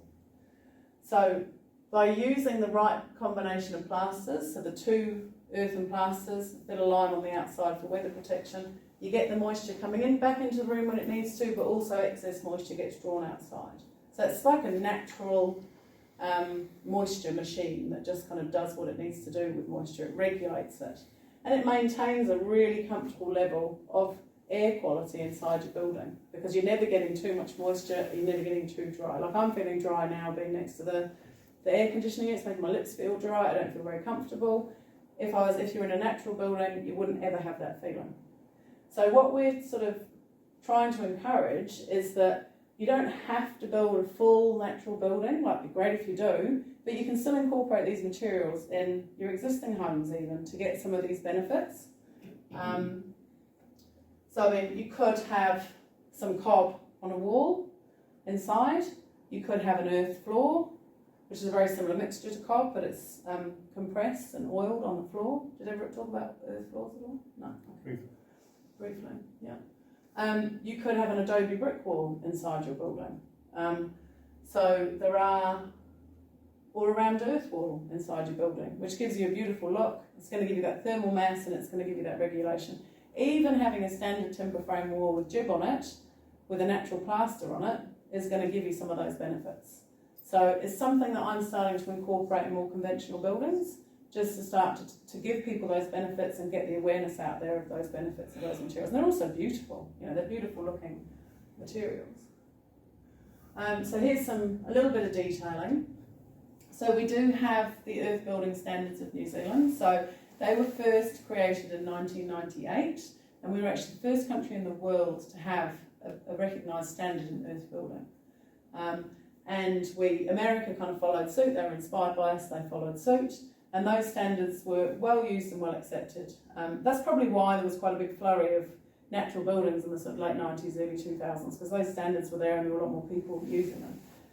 These have been updated since 2020, and now they would be your reference point. We're still having some issues getting them fully cited by MB, but they're something that council can use to refer to. They're available documents if you're interested in doing anything with natural building. You know, you're a designer, you want to talk to your designer about it, you refer them to these, and then they've got, it's like a handbook that shows them things to do.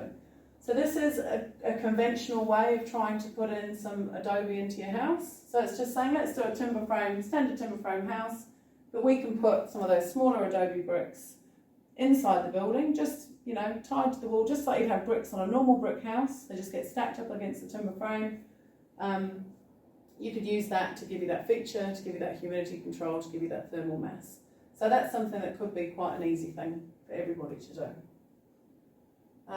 Straw bale, obviously, very these are very characterful buildings that we're seeing here.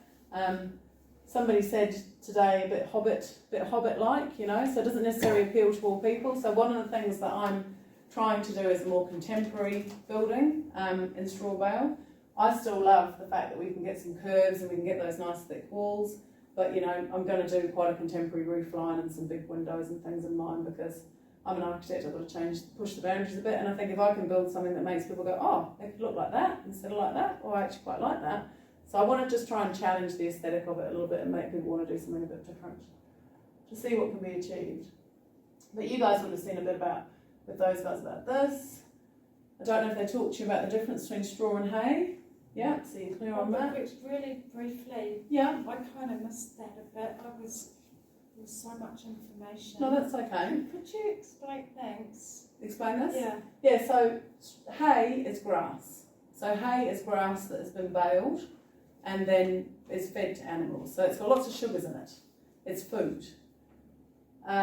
Straw is the cellulose stalk of the food. So the grain at the top is what the food is, and so it's like a leaf on a tree. It's the twig and not the leaves, whereas the grass is the leaves, it's the plant, okay? So this doesn't have sugars in it. So I mean, a really desperate animal might try and eat that to get a bit of food, but it's like eating a twig. It's not really got anything and you actually want to eat. So when people say, oh, you're building out of straw, what about rats? Well, rats aren't really going to want to get into your wall and eat that material because it's not actually food. It's not going to rot without moisture touching it either, whereas hay will rot wherever you put it because it's got the sugars in it. So it's going to rot just sitting in a dry place, whereas straw needs moisture to be on it for a long period of time for it to rot. Okay? So you can't build your house out of hay. It has to be a straw. Can come from oats, can come from barley, could come from rice, could come from wheat, but it is the stalk, it is the straw, it's the waste material. Yeah. What about like peas? Does peas? Pea straw work? No, pea straw doesn't work, but it's a good question. But I think pea straw, again, it's I don't think it's actually, it's not kind of, the beauty of those other stalks is they've got that, because they're quite solid, they've actually got an air cavity in the middle of them. You know, like pea straw is kind of more softer, isn't it? You know, it's not as prickly to touch, and it doesn't have the same thermal properties. I don't know if it would rot as bad as hay, but it's certainly not quite the same cellulose structure as those other straws. And that's why we can put it on our gardens, because it does rot down quite quickly. What about harakeke or like hemp and stuff? Yeah. Well, hemp is certainly used as a binder. Mm-hmm. So there's a product called hempcrete, which is kind of combining hemp with cement to make blocks. Mm-hmm. And there's definitely, in something like the strawclay, you could use hemp instead of straw to kind of do that, to be the fibre. So there's definitely potential in that. Not quite sure how it would work as a bale. It's very coarse, very tough. So whether it would be as insulating, I don't know. There's not really been work in that area. Cabbage tree leaves? Yeah, so cabbage tree leaves, great for watershed. So I don't think cabbage tree leaves I think we could probably use, and flax we could probably use for the twine, for the fibre. I don't think you'd be able to bale it and get the same properties. And again, it hasn't got that stalk, so it hasn't got that kind of stem with air in it that's going to give you that thermal property. But yeah, I'm actually pretty keen to work in with the mill down in Riverton, because that's a flax mill that is now a sort of antique thing, but why are we not kind of using some of their fibre? And I have got a couple of sacks of their waste fibre, which is actually really great for making into kind of fibre, into twine. So if we could make a straw bale using that, we'd probably have minus 100, kilowatts. So, and we're using something that's a natural resource, and we're using a facility that exists that could be an active thing, not a museum piece, so it'd be pretty cool. So you understand about the clay, and where the clay comes from, and how we kind of process it, gets soaked, gets mixed in with some sand, and then gets put on the walls. And there's those different layers that go on the walls. So there's your base coat, which is what you guys are putting on today. And as the coats, there's usually 3 coats. The top coat will be a lot finer, and on the outside the top coat will have lime in it, and that because the lime actually protects from the rain. So limestone, I'll show you the next one along. So limestone starts off, it's obviously compressed sea life. Starts off as rock.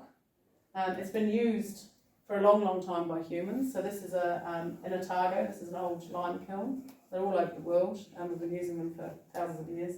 But you burn the lime to form a powder. Then it gets mixed with water, which is quite a toxic process. You can see why these guys have got lots of protective gear on. You don't want to breathe it in. It's really not good for you. But then it makes like a paste, like a putty, which would be kind of like your jib stopping compound, would be like a lime putty. But the beauty of it, you make it into this kind of liquid material that you can apply, but it hardens over time. So that lime, over time, reverts back to that kind of rock. So it becomes a very impenetrable thing for weather, and it becomes very durable, but it still lets the moisture through. So it's not, concrete won't do that. If you put concrete there, it'll be hard on the outside, but it won't let the moisture from inside out, whereas this does both. So it works really well. And does it breathe the same way as the earth plasters use? It's not as absorbent, but because you've got it as an outside layer, I can't think, it might be like 4.4 or something like that in terms of its absorbency rate, where the other one was 11.8, wasn't it? So, but because you've got, so it's better than geo. Oh yeah, absolutely, yeah. But you've got your 40 ml of earth plaster behind, so the moisture sits in that, and then it slowly releases through the lime. If you had the cement there, it wouldn't release through the lime at all. So you can use lime on the inside in bathrooms and things. Makes a lot of sense to use lime instead of an earthen plaster, and it can be rubbed down and form some beautiful, beautiful finishes. And you know, it gives you a much more clean, contemporary white kind of look, whereas earthen plasters tend to be the colour of the earth that you're getting it from. But you can still get a range from kind of dark grey through to terracotta, you know, and there's even some kind of bluey, purpley clays out there around, you know, around the lower South Island. There's lots of different colours. So you can, you know, you can select your clay to give you an aesthetic look as well. But one other thing that I was talking about with council today was that down here on the outside of the building, to get building consent, probably putting a silicate paint on the outside of your on the outside of your lime is just giving you that extra bulletproof surface. And it means that for somebody like me or Everett or Lizzie who are familiar with the material, who'll probably go around and check our building regularly, you don't need the silicate paint. But for most people who want a building that they're not really going to look at very often, because most of us, to be honest, aren't very good at maintaining our buildings, which is why we want them so durable, having that paint on means you've got 15 years, you don't have to think about your building. So for council, it's probably something they're going to want. Can't put any paint on, has to be a silicate paint, because silicate paint is still vapor permeable. If you go and put another paint on, you're going to do the same thing you do by putting cement on. So you've still got to have the right paint, but that paint can give, you know, will give you that extra robustness. So I suspect that if you tried to get it through council without that, you'd be in trouble. So here you can see the different structures. So we've got our nice solid timber exposed. I don't know if those guys talked to you about why we don't have strawbale structural in New Zealand at all out there. So to have a structure to achieve consent in New Zealand, it has to be a 50-year durability. And very difficult to demonstrate you can do that with straw. Are we okay to keep talking for a bit, Mark? You can keep talking. They might come in. And okay, well that's all fine. Okay, fair enough. And so we can, but a cladding material only has to have a 15-year durability. So if your straw isn't doing anything structural, you can demonstrate that really easily to council that it's going to last for 15 years. It's more of an uphill struggle to argue it's going to last for 50. But people are doing strawbale structural buildings all over the world. It's just in New Zealand at the moment. So to try and get consents right now, we're keeping structure out of it. Doesn't have to be this, you know, which is absolutely stunning, but quite expensive and requires skill. There's ways of doing it with timber frame as well. So the buck and beam systems use standard timber framing with ply skins. But you can see when you look at those walls there's a lot less timber in there than there are in a standard building. And actually there's probably more timber in there than there needs to be. Normally we only have it at the windows and doors and at corners like that. And you'll also see the strap bracing, which is a conventional kind of thing that you have in timber frame buildings. So again, because we're trying to get through things through council, it's easy to use a conventional system and say this is getting us our bracing. But there is actually an engineer in Queenstown at the moment working with AUT in Auckland to try and get the plaster coating on the walls as the bracing element, because that plaster is holding everything together. So they're actually doing tests right now. And that will mean we can get rid of all that metal and all that strap bracing and the stuff we don't need, that we're just putting in there to show that it works. So there's already still a lot of innovations and things going on and stuff happening so we're trying to sort of demonstrate that buildings that are super old actually have stood up for 700 years and they will continue to do so if we keep building with those materials. Did they show you this when you're outside? So obviously there's the rot question is one of those things that gets talked about. We've sort of dispelled that myth. If we're not using hay, we're not going to get the rot. In terms of burning, the straw has got all its air in the stems, and it's, you know, because it's all bound together, it's got air pockets in it, which is great because that gives us that high R value. But because of the way that it's all intermeshed, there's no like free path of air for fire to get to. So a thatched roof, which is all the strands laying together, much more likely, it will burn really easily because all that's got to happen is burn at the end, goes up the stalks, clear air path, on fire. This here, they're holding a blowtorch to it. So first off, they've had to cut the plaster off to even get to the straw to scorch it. But then all that's happening is the straw is kind of scorching on the surface and then just going out because there's no air path for that fire to go to. So you actually get a 90-minute fire rating with a straw bale wall, which is the same as a concrete block. And it's being used overseas as fire rated walls. So those kind of myths are not actually true. And then here's some details. These are again from the Earth Building Standards, so these are from the revised Earth Building Standards. We've got a bottom plate that sits on a concrete perimeter foundation. The concrete doesn't have to go all this way, we could have an earth floor in this direction instead, but we do need the concrete to support. I am doing a timber pile subfloor strawberry house, but it's very complicated. Not probably, you know, I don't know if I'd pursue it unless you had to do it. Yeah, and then there's timber structure above. But everything gets encapsulated in the plaster. The window detail is not a great window detail, it's the one that's in the standards. My preference, and a lot of other people's preference, is to have the window in the middle of the wall, because it's much better thermally. This is your weak point in your building. So if you've got your window right on the outside edge, you've got cold air coming in right there. If you move your window in, and this is true with any conventional building as well, if you move that window in, you've massively improved, like 25% improvement on your thermal performance of your building. So there's still betterments to these details, like they're all still evolving. And one of the exciting things, I was saying this to the group before, so you guys some of you may have heard it already, one of the exciting things is that we've got these kind of new knowledge of building science, and we've got these new materials available, and marrying those with these traditional techniques, we can actually create some really, really high performing, really great buildings using low embodied energy and all these benefits. So I think it's quite an exciting time to be sort of thinking about these materials because there's a lot of additional knowledge out there. So yeah, I think we could have something quite transformative in the next sort of decade internationally with natural materials. I'm just hoping that people in New Zealand with money will start to invest in some of these things, because one of the things, cost is a big thing in building generally. When comparing apples with apples in terms of how this building would perform, it's quite hard to do a cost comparison because there's not many buildings out there. If you're doing a building that's got the same R values and the same moisture control and thermal mass benefits as within a conventional method, this would be way cheaper. But if you're trying to compare it to a conventional build, this is going to cost you more. The materials are much less, but the labour hours are substantially more in those plastering systems. So there are a couple of, Everett was working for a builder in the Hawke's Bay, and there's a builder, Ben and Jessica, who she gave a talk last year about her house. They're building a lot in Wanaka, and he's got a big hopper, they've both got big hopper guns with compressors. So they literally spray it on like you would spray shotcrete on, and they trowel the final coats, and that saves them weeks of time. And often on natural buildings, you'll have people bring their 20 mates on site, and everybody's, and you know, that's kind of part of the beauty of it too, though. You know, it's like a community kind of build, and everyone's got a bit of ownership over the building. But it's like a barn raising. It is like a barn raising, exactly. And it's complex it's complex to know how to put the things together. Once you understand it, it's easy, but it does get detailed wrong, and we do end up with buildings that don't work because of that.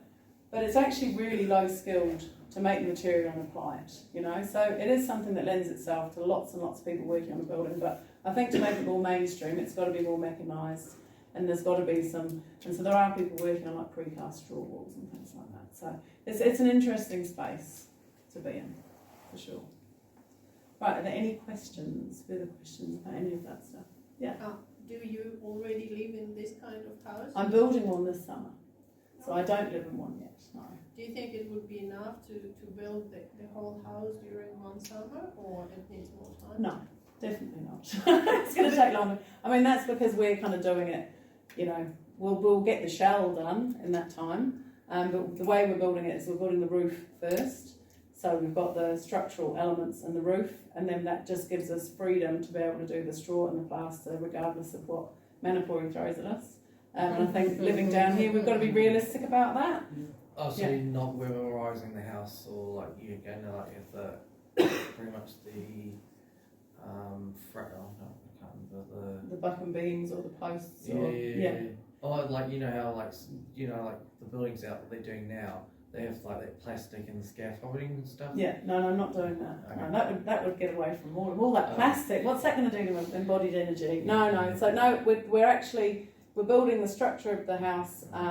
So we're going to have the concrete perimeter, which is actually going to be a polyblock perimeter because it's going to be, but that doesn't matter. Concrete perimeter, and then the frames that we need to support the roof. Then the trusses are going to go on, the roof's going to go on, and then we've got our area, and then we're going to build inside underneath that protection of the roof. And you know, there might be times when we have to put a tarpaulin over on the sort of southwest corner or something if we've got, you know, one of those wind-driven rain days, just to make sure that, because you know, we don't want that straw to be wet when we start encapsulating with plaster. But the other thing that you do is you put that first base coat on the outside, so you put your slip coat of clay and your base coat on the outside and you leave it bare on the inside, so if there is any moisture in that straw, it can still dry up to the inside. You don't put that clay on the inside for a long time. Towards the end, it's one of your final things you do. So, but yeah, it's about adaptation and doing things the right way. If you came to me and said, I want a rammed earth house in Invercargill, and I want parapets and I don't want a roof overhang, I'd say you're mad and it will never get through council and it won't last. So you've got to build what's sensible for where you are.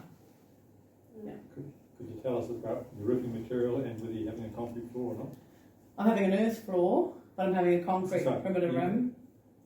You talked about polyblock. Yes. Where's the earth floor start? Right at the edge? So this is polyblock. Yeah. Earth floor's here.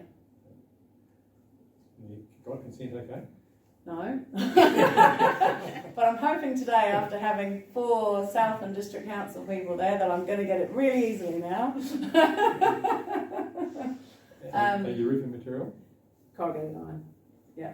So again, it's that whole thing about using the right material in the right place. I mean, my parents in the UK have got a beautiful slate roof on their house, but super heavy, and you've got to put extra material in to support that roof. So you've got to kind of weigh those things up all the time, don't you? But yeah, I mean, corrugated iron's a great material. It's durable, it's robust, it sheds the water, it does the job, it's easy to install. Why not use it, you know? Is it hard to get the consent from the council to... It depends on your council. So it's hard down here. It's hard down here for a conventional building. Let's just put it that way, eh, Maria? But Maria's at ICC. She's great. I'm not here as an inspector. No, but it was. I mean, I'm teasing them, but you know, we had 5 guys there today who were really interested.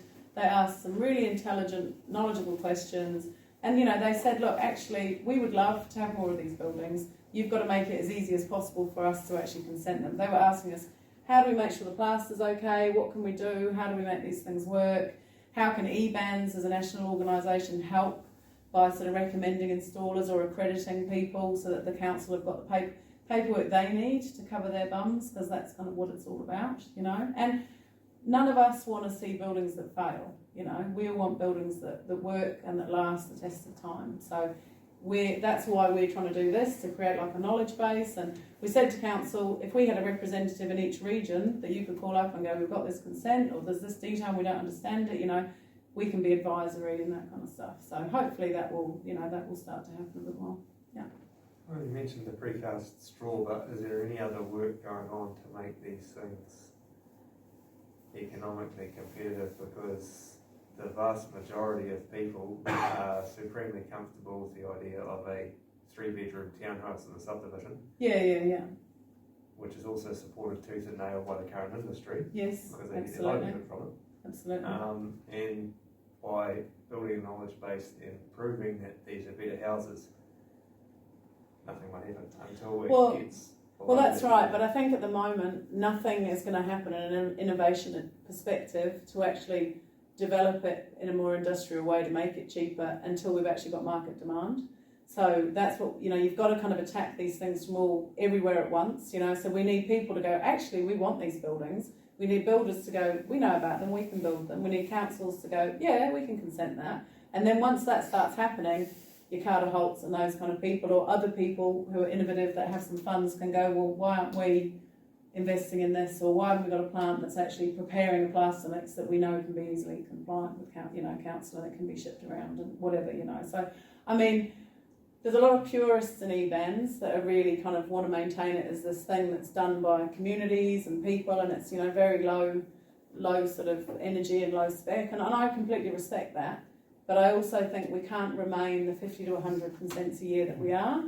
If we really want to make a difference to the building industry and the environment, we have to be making it more mainstream. So we've got to try and come up with ways of doing that. So yeah. You showed a photograph of the flax drying on a fence. Oh yes. I can remember that.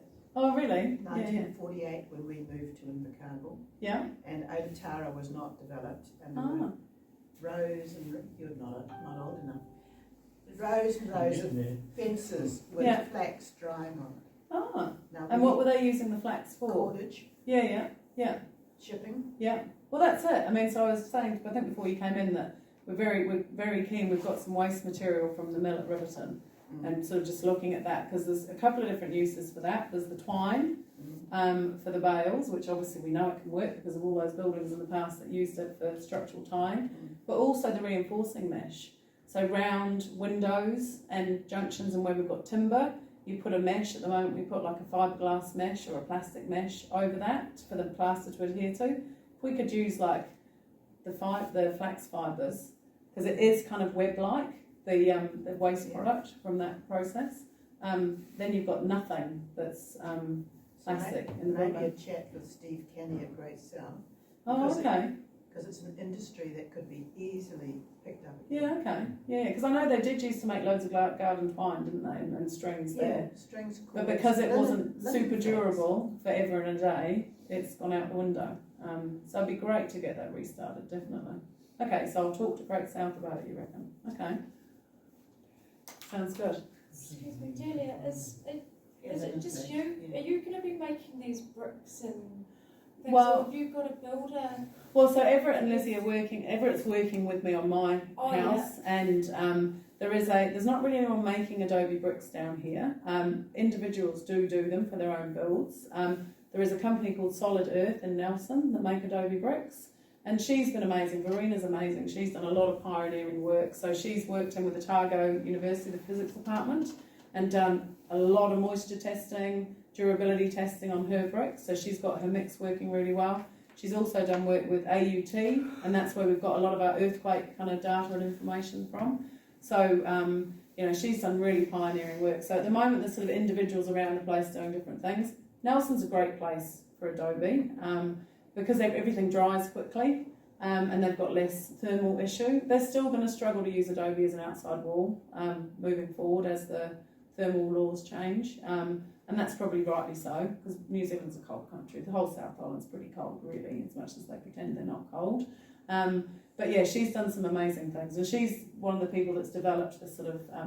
So there are lots of people doing it. There's lots of people in Canterbury building and designing in strawbale and natural materials. So yeah, contact eBands if you're interested. I'm happy to give you some details about them, and you'll see how many people are involved in the community. Like there is a lot of it happening out there.